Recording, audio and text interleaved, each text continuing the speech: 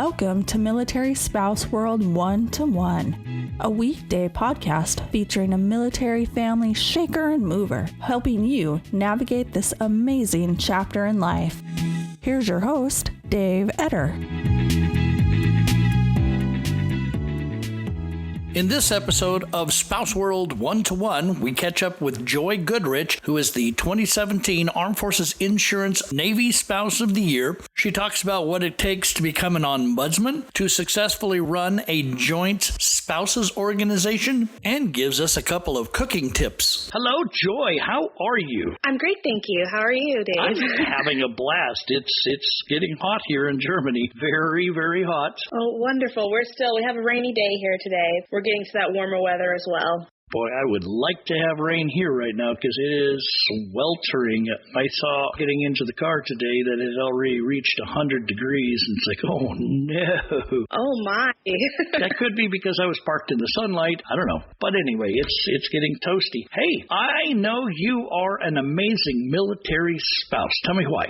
I pride myself on just being involved in my community. I've always lived by the motto ut prosem, which means that I may serve or that I may be of service. And I really try to live that to its fullest, whether it's being involved with the command, working with the local community to put on events, just being that helping hand to other spouses that are learning to find their way. Mm-hmm. Now, how do you do that by helping them find their way? I mean, particularly, what do you do? What do you contribute? Well, right now, I'm actually the president of our joint branch as well as all ranks or all hands spouses group here in Newport, Rhode Island. Mm-hmm. We put on social events. We offer bi-weekly coffees and welcoming events for new spouses to the area. We're also a great resource for things that are happening outside of our base. We offer a pretty successful scholarship program. This year, we've actually rewarded $16,000 in scholarships to dependents as well as spouses. Do you guys have an internet presence? Are you on Facebook so we can see what kind of cool stuff you do? We are. We have our Military Spouses of Newport Facebook page as well as our website, which is militaryspousesofnewport.org. Now, what does it take to be the president? I mean, how big are you guys? We have about 350 members. We offer it to members of all ranks as well as to civilian spouses of service members who are GS7 and above. Mm-hmm. We also welcome in our international military spouses whose spouses attend our war college here on Naval Station Newport. Really, to be a president of this group, you just have to nominate or be nominated.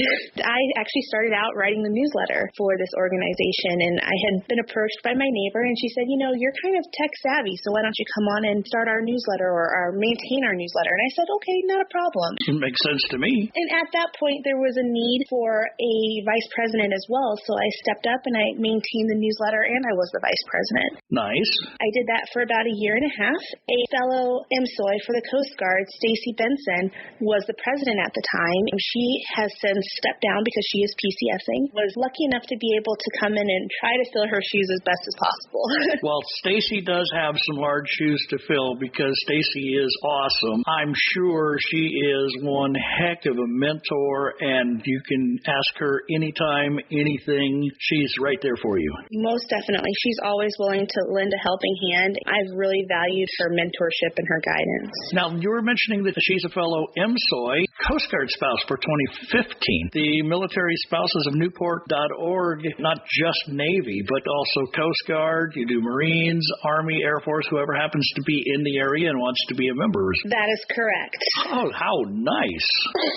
Yes, we're open to all branches, and I really love it because it really builds this inclusive environment where you can come and just make friends and really enjoy your time here in Newport, and it makes the transition from base to base pretty easy. I mean, coming here from Guam, I really knew no one until I actually got involved and went to the Welcome Social in August, and then I was able to make friends that I'm still friends with to this day, even though some of them have moved. You'll run into them again because the military is a very small community. It is a small world. That's wonderful. You also are involved at your command. That's what I've heard. I am. I am a command ombudsman. This is the second time I've been a command ombudsman. The first time was with the Command Mobile Dive and Salvage Unit based out of Hickam Joint Base Hickam Pearl Harbor in Hawaii, and now I am the Ombudsman and Assembly Chair. So I'm Ombudsman for Officer Training Command Newport, and I am the Assembly Chair for Naval Station Newport. Wow. Yeah. It's actually quite an awesome experience. With Officer Training Command, we have students that have just graduated college or are working professionals that are coming to train and become officers, as well as prior active duty that have come to either commission as an LDO or a Chief Warrant Officer. LDO being leading division officer. What does it take to be an ombudsman at any level? To be an ombudsman, it really just takes that drive to serve. It's an application process. You would apply with the CO of your command. Usually you can submit them whatever resume you have with a past experience. You sit down for an interview with them, and if they feel that you're the best fit for their command, then they hire you. And you are trained by Fleet and Family Services with their ombudsman coordinator, and you go through an ombudsman basic training, which is really cool because it teaches you all about what the expectation is from the ombudsman program, as well as how to be an effective ombudsman. Well, what is an ombudsman? An ombudsman is the liaison for the command to the families. If the commands have information that they would like for you to put out, they'll do so by giving it to you for you to distribute to family members. You're also that welcoming face for the families. Normally in a welcome aboard package for any command, you'll find a letter from your designated ombudsman. That whole purpose is so that the family members know who they can contact should they have questions. So for a large command, say an aircraft carrier, which is realistically a floating city, how many ombudsmen are on that command? There's usually going to be 2 or 3, if not more, depending on the CO's prerogative. So does he separate them by division?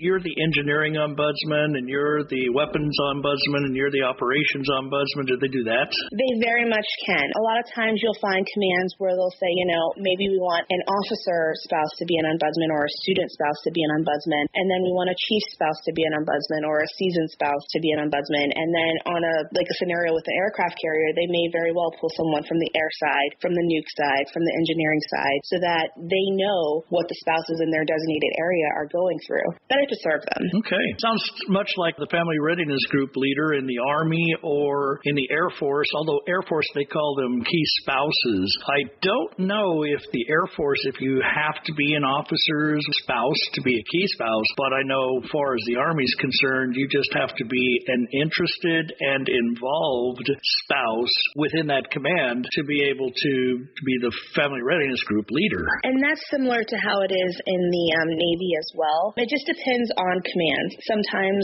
commands will want something specific because they know what that organization needs as far as being able to answer questions. If you were in a school setting, they may have a student spouse who's there for a longer amount of time. Be that representative because they know what to expect from hours for your service member, what to expect when the service member comes home from school, questions you might have as a spouse of a student, those kinds of things. So as the ombudsman chair for your base, does that equate to a help group of all ombudsmen where you guys get together and find out best practices and take it down to your commands? Yes, that's actually pretty much what it is. I work closely with the ombudsman coordinator here at Fleet and Family Support Center. She'll give me information and I can distribute it out. And when we have our ombudsman assembly meetings, I will pull aside the ombudsman afterwards and we'll kind of go over best practices, any questions we may have, and have our group powwow before the meeting is over. Nice. So you guys are definitely doing your best to make sure that all the families within a command are on the same page,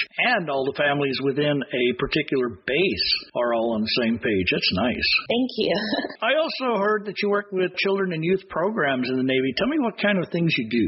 I am one of the managers over the child and youth programs, specifically the school age care and youth programming pod. When you go to child and youth programs for the Navy, they have pods now. So they'll have our CDC, which is split amongst infants, pre-toddlers, toddlers, and preschoolers. And then you have school age care, which cares for children in ages for kindergarten through 12 years old, and then Teen Center, which is 13 to 18. Now, CDC, for those that are brand new to the military listening to this podcast, stands for Child Development Center. Yes, and School Age Care Program, which we usually call SAC program, but for purposes of explaining is School Age Care. You are definitely well involved. I'm impressed, very impressed. Now I see why we named you the 2017 Armed Forces Insurance Navy Spouse of the Year. Oh, thank you.